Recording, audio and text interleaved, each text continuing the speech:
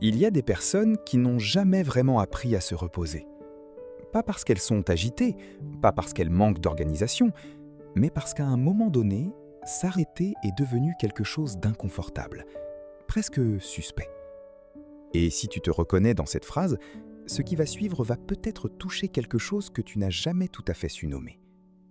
Parce qu'il existe un profil de personnes qui fonctionnent à pleine vitesse, qui gèrent, qui avancent, qui produisent, et qui, le jour où tout s'arrête, ne savent plus trop quoi faire d'elles-mêmes.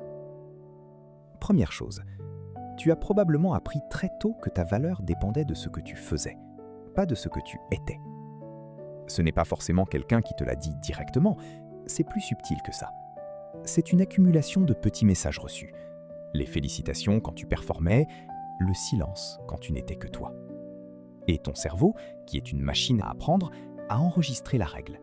Être utile, c'est être en sécurité. Deuxième point. Cette logique a créé quelque chose d'intéressant. Tu es devenu quelqu'un de fiable, quelqu'un sur qui on peut compter. Et c'est réel, ce n'est pas une illusion. Mais il y a un revers. Parce que quand tout le monde compte sur toi, tu ne sais plus très bien vers qui te tourner, toi.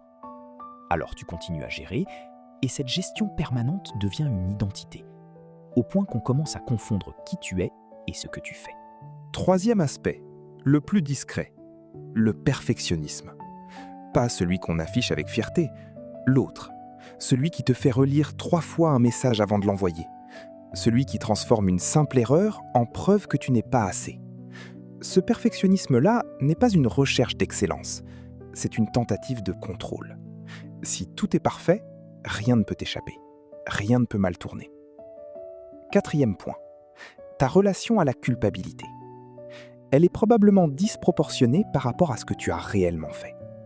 Tu t'excuses souvent, tu te justifies, tu anticipes les reproches avant même qu'ils arrivent. Et parfois, tu te sens coupable sans même savoir pourquoi.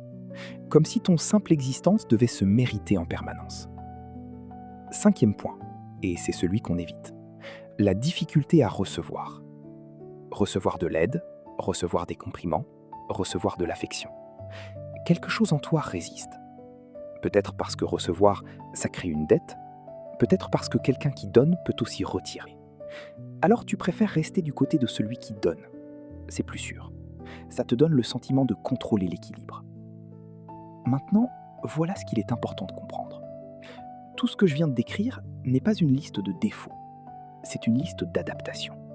Des réponses intelligentes à un contexte qui les témoigne.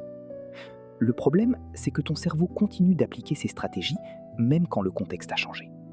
Même quand les gens autour de toi méritent ta confiance. Parce que le cerveau ne met pas à jour ses logiciels automatiquement. Il faut lui montrer que les anciennes règles ne s'appliquent plus. Et le premier pas, ce n'est pas de tout changer.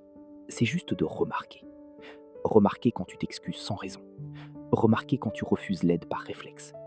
Remarquer quand tu mesures ta valeur à ta productivité. Remarquer, c'est déjà sortir du pilote automatique. Si cette vidéo t'a parlé d'une façon qui te surprend un peu, laisse juste un mot en commentaire. Un seul, celui qui est venu en premier. Tu verras que tu n'es pas le seul à avoir appris à mériter sa place avant même de savoir qu'on pouvait juste l'occuper.